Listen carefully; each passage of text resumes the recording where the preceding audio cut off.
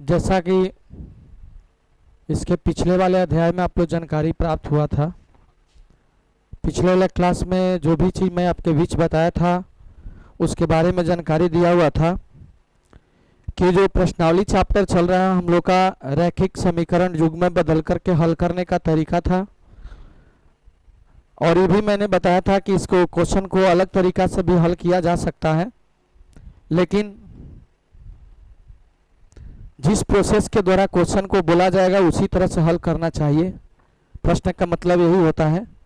अगर प्रश्न कुछ और कहता है, आप तरीका कोई और लगाते हैं तो फिर आपका वो गलत हो जाएगा, कंसेप्ट वो तरीका गलत है। तो मैंने इसके पहले इस चैप्टर के जो भी वीडियो है, जो भी क्लास में दिया हूँ, उस क्वेश्चन के अनुसार ही प्रश्न को हल किया हूँ अपनी भाषा, एक सरल भाषा में। आज हम चलते हैं, 3 क्वेश्चन और आपके बीच इसमें बचा है जो कथन का है। कथन से हम लोग को प्रश्न बनाना है, इसके बाद उसको हल करना है। तो आइए हम लोग देखते हैं, समय को बिना गंवाए प्रश्न पर ध्यान देते हैं।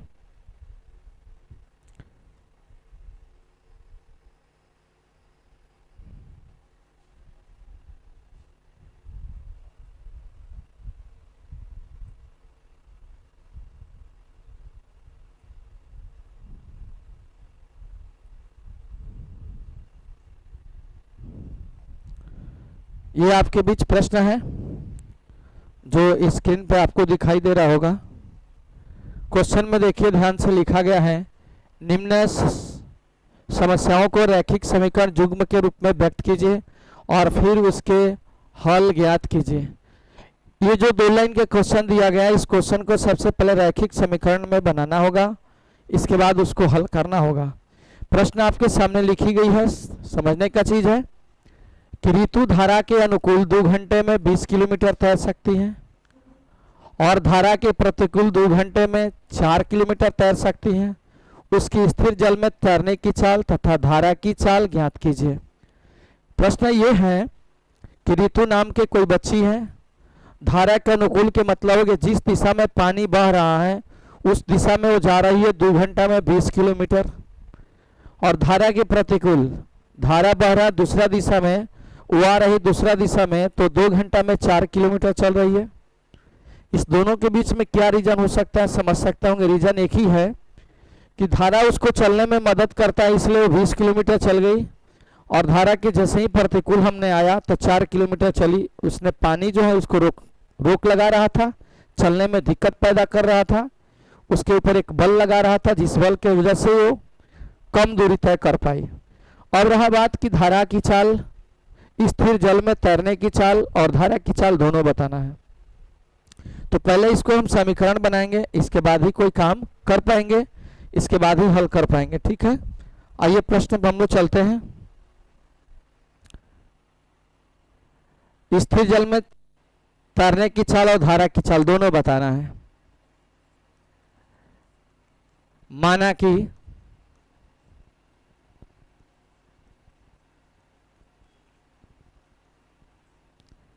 स्थिर जल में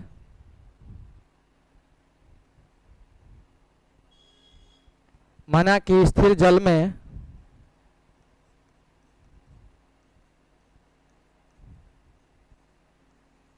तैरने की चाल x किलोमीटर प्रति घंटा।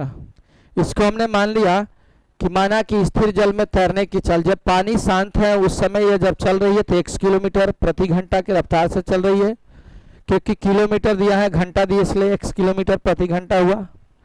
और धारा की चाल निकाल देते हैं। धारा की चाल बराबर y किलोमीटर प्रति घंटा।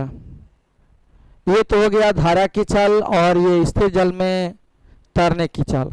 अब इसके बाद हम चलेंगे तो कहाँ चलेंगे, यदि ये ऋतु धारा की दिशा में चलती हैं तो उसकी चाल क्या हो जाएगी, और धारा की प्रतिकूल चलेगी तो उसकी चाल क्या हो जाएगी। इसके बाद मैं लिखता हूं,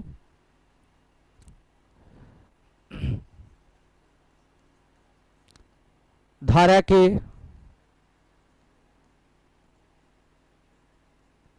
अनुकूल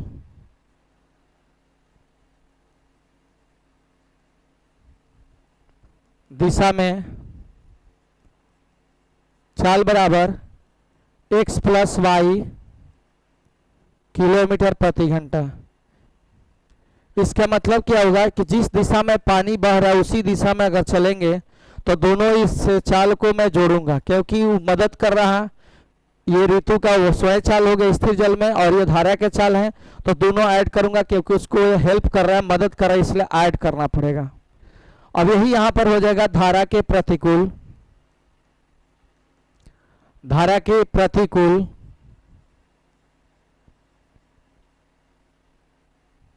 धारा के प्रतिकूल चाल बराबर x माइनस वाई किलोमीटर प्रति घंटा। क्यों माइनस करना पड़ा? क्योंकि ऋतु x किलोमीटर प्रति घंटा की रफ्तार से चल रही है, लेकिन उसको पानी जो है y किलोमीटर प्रति घंटा की रफ्तार से कम कर रहा है, माइनस कर रहा है, इसलिए हमको घटाना पड़ा। जब भी प्रतिकूल आएंगे तब माइनस करना पड़ता है कि उसके चाल को कम कर रहा है। ठीक है, पानी जो है, धारा जो है, इसके चाल को कम कर रहा है, इसलिए घटाना पड़ा। अब आएंगे प्रश्न से। आपके बीच चाल और दूरी से संबंधित एक फार्मूला होता है। समय बराबर एक फार्मूला होता है, ध्यान रखने की चीज है। समय बराबर एक सूत्र होता है, दूरी बटा में चाल। समय बराबर दूरी बटा चाल, दूरी बराबर चाल गुने समय, ये फार्मूला है। तो समय देखिए, सबसे पहले वाले में समय 2 घंटा लगा है, 20 किलोमीटर तैर सकती है। तो दूरी आपको दिया गया 20 किलोमीटर, तो ये दूरी हो गया 20 किलोमीटर। अनुकूल दिशा के चाल जो है x प्लस वाई है, और समय कितना लगा है इसको 2 घंटा। तो ये समय हो गया, ये दूरी हो गई, चाल हो गया। इसके द्वारा आप समझ सकते होंगे इसके वाई 1 है, 2 दहा 20, ये कटेगा, यहाँ पर 1 बचेगा, क्रॉस गुना करेंगे तो ये हो जाएगा x प्लस वाई बराबर 10। समीकरण 1, एक स्टेप समीकरण आपके बीच यहाँ प्राप्त हो गया। इसके बाद पुनः इसको समीकरण अभी और एक बनेगा। ये तो मैंने धारा के अनुकूल से निकाला हूँ, x प्लस वाई बराबर 10। पुनः धारा के जब प्रतिकूल चलूंगा तो दूरी कितना है, 4 किलोमीटर चली है, x माइनस वाई चाल हो गया। समय कितना लगा, 2 घंटा, 2 दूनी 4, यहाँ 1 हो जाएगा, इसलिए x माइनस वाई बराबर 2। समीकरण आपके बीच ये हो गया 2। अब यहाँ पर देखते हैं कि समीकरण 1 और समीकरण 2 बन गया, तो दोनों में देखते हैं कि y का मान बराबर है, x के भी मान बराबर है। तो y का मान में चिन्ह में बदलाव है, यहाँ प्लस है तो यहाँ पे माइनस है। समीकरण 1 और 2 को मैं यदि जोड़ूंगा तो दोनों पद लुप्त हो जाएगा, x बचेगा। अब क्या करूंगा इसको,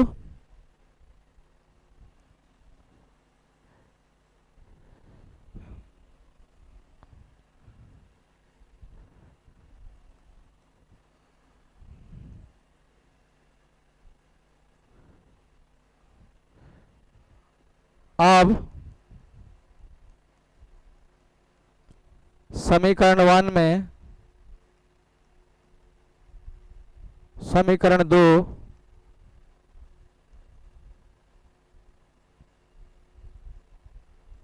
जोड़ने पर 1 है x प्लस वाई बराबर 10, x माइनस वाई बराबर 2।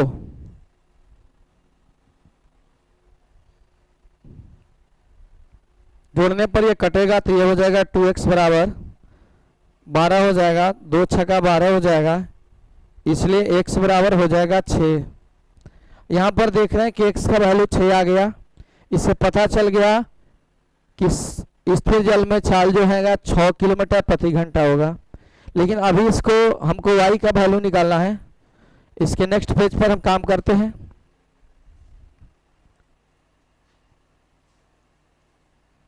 समीकरण 1 में x का मान रखने पर 1 है x प्लस वाई बराबर 10, 6 प्लस वाई बराबर 10, y बराबर 10 माइनस 6 बराबर 4, y बराबर हो जाएगा 4।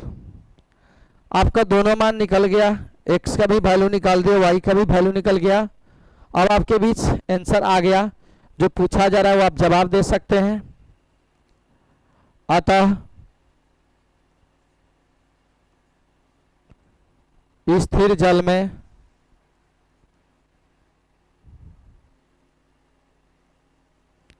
चाल बराबर 6 किलोमीटर प्रति घंटा तथा धारा की चाल बराबर 4 किलोमीटर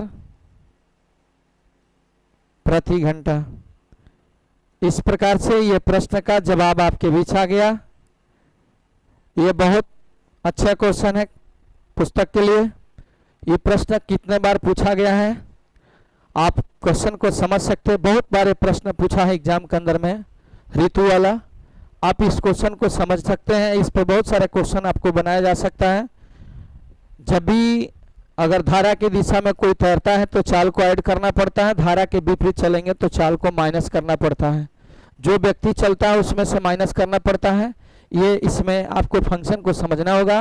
तो इस प्रकार से आपका 6 किलोमीटर प्रति घंटा हो गया स्थिर जल में चाल, और धारा की चाल जो हो गया 4 किलोमीटर प्रति घंटा हो गया। तो इस प्रकार से ये क्वेश्चन का जवाब हो गया। अब आते हैं नेक्स्ट क्वेश्चन पर। नेक्स्ट क्वेश्चन देखिए क्या क्वेश्चन कहा जा रहा है, प्रश्न में क्या कहा जा रहा है, इसको ध्यान देना है। समस्या वही है, व्यक्त उसी तरह से करना है कि 2 महिलाएं 5 पुरुष एक कसीदे को काम को साथ 4 दिन में पूरा कर सकते हैं, जबकि 3 महिलाएं 6 पुरुष इसको 3 दिन में पूरा कर सकते हैं। तो ज्ञात कीजिए कि इसी कार्य को करने में एक अकेली महिला कितने समय लगी, पुनः इसी कार्य को करने में एक पुरुष कितना समय लेगा। इसका मतलब आप समझते होंगे, कहता है कि 2 महिला और 5 पुरुष मिल करके वो कोई काम करता है जो 4 दिन समय लेता है, ठीक है। जबकि फिर दिया गया है कि 3 महिला और 6 पुरुष मिलकर के 3 दिन में काम पूरा करता है। तो अकेले किसी महिला को छोड़ दिया जाए उस काम को करने के लिए तो कितना दिन में करेगी, अकेले उस पुरुष को छोड़ दिया जाए उस काम को करने के लिए तो कितना दिन समय लगी। यही प्रश्न बताना है, यही इसमें जवाब दिया जाएगा। तो मुझे मालूम नहीं है कि एक अकेली महिला कितना दिन में करेगी, और ना मुझे मालूम है कि एक पुरुष कितना दिन में अकेले काम करेगा। तो जिस चीज को नहीं जानकारी रहता है हम लोग उसको क्या करते हैं, मानते हैं। बिना माने हुए समीकरण को हम लोग नहीं निकाल पाएंगे। जब तक हम लोग मानेंगे नहीं तब तक हम लोग कोई काम नहीं कर पाएंगे, ये ध्यान देना है। आइए इस चीज को देखते हैं।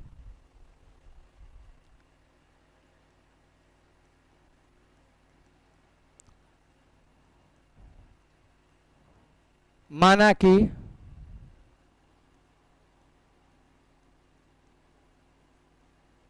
एक महिला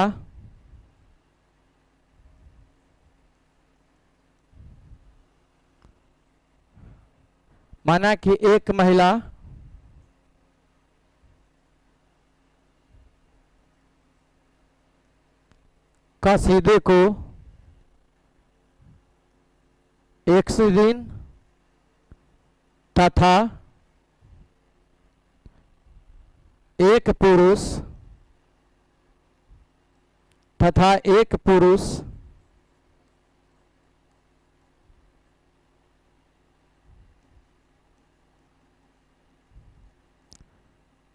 कसीदे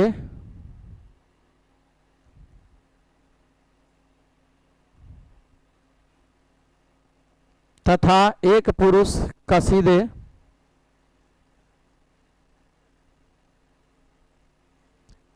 काम को वाई दिन में करता है। मैंने यहाँ पर ये लिखा हूँ कि माना कि एक महिला कसीदे को x दिन तथा एक पुरुष कसीदे को काम को y दिन में पूरा करता है। इस जगह क्या समझ में आ रहा, मैंने ये वैल्यू कर दिया कि एक महिला अगर उस काम में लगाया जाता है x दिन में पूरा करेगी, एक पुरुष अगर उस कसीदे के काम को y दिन में पूरा करता है, तो यहाँ पे मैंने मान लिया कि x और y के वैल्यू निकलेगा, तो महिला और पुरुष के समय निकल जाएगा कि कितना दिन में वो काम कर पाएंगी। अब मैं आगे चलता हूँ कि 2 महिला और 5 पुरुष एक कसीदे को काम को 4 दिन में करते हैं, तो कोई काम अपने आप में एक होता है। तो 2 महिलाएं का एक दिन में, 2 महिलाएं को एक दिन में काम अगर हम निकालेंगे तो क्या हो जाएगा, भाग में बदलना पड़ेगा। ठीक है, इसको भाग में बदलना पड़ेगा। प्रश्न से 2 महिला हैं, ठीक है, तो एक दिन का पूरा काम क्या होगा आप समझते होंगे। एक दिन का काम अगर निकाला जाएगा तो 1/x हो जाएगा। एक दिन का काम निकाला जाएगा महिला के तो 1/x होगा। एक दिन का पुरुष का काम निकाला जाएगा तो 1/y होगा। तो यहाँ पर क्या हो जाएगा, 2 महिला हैं तो ये क्या हो जाएगा, 2/x हो जाएगा। कैसे होगा, इसको इस तरह से समझ सकते हैं कि 2 गुने कोई काम अपने आप में एक होता है तो एक में x ले भाग लगेगा, तो ये काम हुआ। तो 2 महिला के साथ काम निकाल दिए। एक महिला का काम कितना हुआ, 1/x हो गया। एक पुरुष का काम कितना होगा, 1/y होगा। इस लाइन को यहाँ पर समझना होगा कि एक में डिवाइड क्यों किया गया है। तो एक दिन का महिला का काम निकालेंगे तो 1/x करना पड़ेगा, एक दिन का पुरुष का काम निकालेंगे तो 1/y करना पड़ेगा। तो 2 महिला है इसलिए 2 से गुना किए, और 5 पुरुष है इसलिए इसमें 5 से गुना करेंगे, 5 गुने 1/y। तो ये भाग में काम हो गया। तो 4 दिन है तो उधर भी हमको भाग बनाना पड़ेगा, तो ये भी हो जाएगा 1/4। यहां तक हमारे समीकरण इस रूप में बना। इसी प्रकार से दूसरा रूप में हम जब आते हैं तो इसी तरह से है 3 महिलाएं, तो 3 महिला का काम पूरा क्या हो जाएगा, 3 गुने 1/x प्लस 6 पुरुष मिल करके, तो 6 पुरुष का एक काम, एक पुरुष का काम है 1/y, तो 6 पुरुष के लिए 6 से गुना करेंगे। इसके बाद कितना दिन में पूरा करता है, 3 दिन में। इसको भी भाग में बनाएंगे तो 1/3। इस समीकरण में क्या देखते हैं कि यह रैखिक समीकरण युग्म में नहीं है, इसलिए हमको रैखिक समीकरण युग्म में बनाना पड़ेगा। अब इसको मानेंगे। अब माना कि 1/x बराबर a, 1/y बराबर b।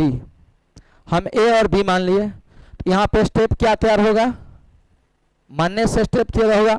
1/x के जगह पे लगेगा तो यहाँ पे हो जाएगा 2a प्लस यहाँ पे हो जाएगा 5b,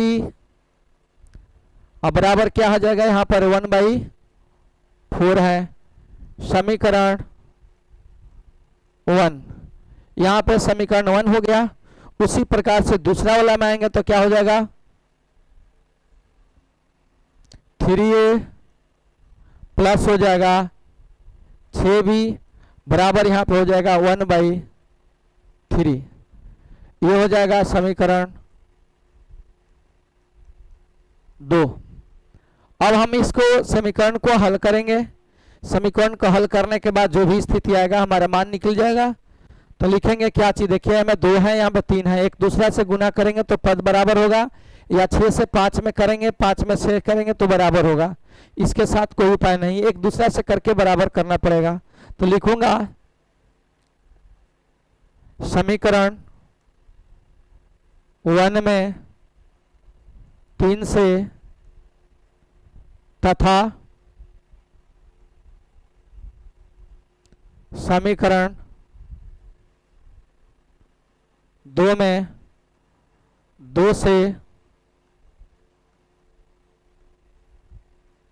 गुणा करके घटाने पर, ये कथन हो गया। मैं 1 में 3 से गुना करूंगा, 2 में 2 से गुना करूंगा तो पद बराबर हो जाएगा। तो क्या हो जाएगा यहाँ पे 6a प्लस 15b बराबर 3/4 होगा। यहाँ पे हो जाएगा 6a प्लस 6 दूनी 12b बराबर हो जाएगा 2/3। अब इसको बदलिए, माइनस माइनस माइनस, ये क्रॉस हो जाएगा, 15b में से 12b घटेगा तो कितना बचेगा? 3b बचेगा। 3/4 और 2/4 का एलसीएम निकालकर माइनस कर सकते हैं तो कितना हो जाएगा? यहाँ देखिए कितना होगा, 12 एलसीएम हो गया। 4 3 12, तीतरी का 9 माइनस 3 चौका 12, 4 दूनी 8, तो यहाँ क्या बनेगा? 1/12 बचेगा। ये स्टेप आपको समझ में आना चाहिए। माइनस का बटा पे के जोड़ है निकाल दीजिएगा, तो यहाँ पे हो जाएगा 1/12। अब क्रॉस गुना करिए, आप ध्यान दीजिएगा क्या होगा ये। अगर हम बी रुकते हैं तो क्रॉस गुना होगा इसके साथ में, बी रोकेंगे तो इसके साथ में क्या हो जाएगा? बी बराबर 1/12, बी बराबर हो जाएगा 1/12 गुने 3, इसलिए b बराबर 1/36। ये अभी आपका b का मान आया 1/36, अभी मान रखना पड़ेगा तो प्राप्ति होगा मान के। इसके बाद नेक्स्ट पेज पर चलते हैं। समीकरण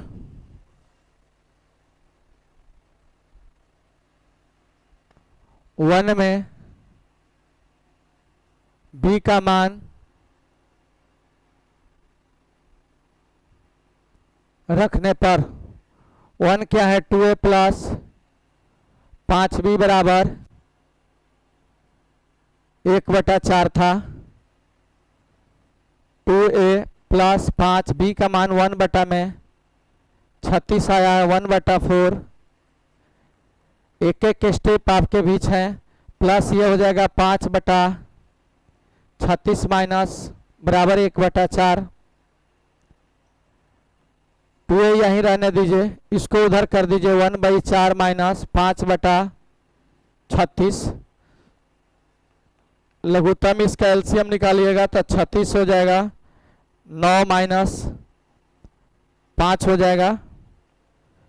यहाँ आएंगे तो 2a बराबर हो जाएगा 4/36, 4 9 36, इसलिए a बराबर हो जाएगा 1/9 दूनी 18। a का मान 1/18 आ गया और एक आया है b का मान आपके बीच 1/36। अभी इसको मान पुट करना पड़ेगा क्योंकि यह मान आपके बीच अभी a का वैल्यू है, a b का मान नहीं है, एक्स वाई का मान नहीं आया। एक्स वाई का मान जब निकलेगा तब हमारा काम निकलेगा महिला और पुरुष के। इसके बाद क्या करेंगे? पुनः a का मान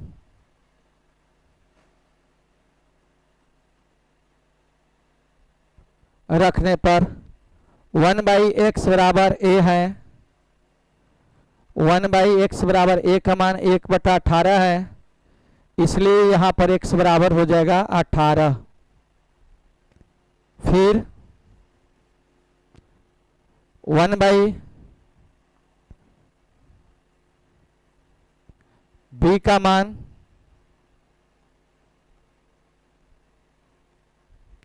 रखने पर 1/y बराबर b है, 1/y बराबर b का मान 1/36 आया है, इसलिए आपके बीच y बराबर हो जाएगा 36। अब आप समझ सकते होंगे कि x जो है महिला का काम है और y जो है पुरुष का काम है, तो इससे आप अंदाजा लगा सकते हैं कि अकेली महिला करेगी तो 18 दिन में करेगी, अकेला पुरुष करेगा तो 36 दिन में करेगा। अतः आप आंसर दे सकते हैं। अतः आपके बुक है, बुक में देख सकते हैं लिखा हुआ है कि एक अकेली महिला, अतः एक अकेली महिला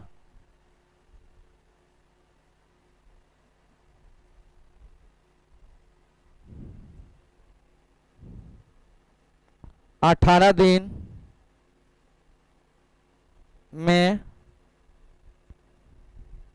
काम करेगी तथा एक अकेला पुरुष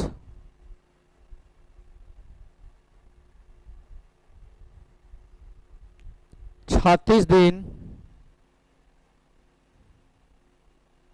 में काम करेगा। ये आपके बीच प्रश्न हुआ और ये इसका आपका बीच जवाब हुआ। आप इसको समझ सकते हैं कि कैसे प्रश्न का जवाब हम लोग दिए 18 दिन और यहाँ पर ये हो जाएगा 36 दिन। ठीक है, 36 दिन में काम करेगा पुरुष और महिला 18 दिन में काम करेगी। इस प्रकार से ये प्रश्न का जवाब हुआ। और वो भी प्रश्न का जवाब कैसे हुआ है, तो कथन के अनुसार से जिस कथन के तहत बताया गया है प्रश्न में, उसी तहत इस प्रश्न को हल किया गया है। तो इस तरह से हुआ। और ये एक एक लाइन आपको स्टेप को दिखाया है। चाहते तो यहाँ से शॉर्ट करके इतना लिख सकते हैं, लेकिन नहीं, आप समझ नहीं पाएंगे उस चीज़ को। इसलिए एक एक चीज़ को टॉपिक में एक एक लाइन को स्टेप तोड़ तोड़ के अब मैं सिखाया हूँ। आपको निश्चित अच्छे ढंग से समझ में आ जाएगा। बिल्कुल ध्यान देने की चीज़ है, समझने की चीज़ है। तो ये आपके चैप्टर में 2 क्वेश्चन और बचा था, एक क्वेश्चन और है, उसको भी मैं निकाल देना चाहूँगा। आपके बीच हल हो जाएगा, ये पूरी चैप्टर समाप्त होगी। नेक्स्ट चैप्टर जो चलेगा वो अलग चीज़ है, वो द्विघात समीकरण का है। द्विघात समीकरण की पूरी फंडामेंटल चीज़ को जानेंगे, इसके बाद आगे की क्वेश्चन को हम लोग हल करेंगे।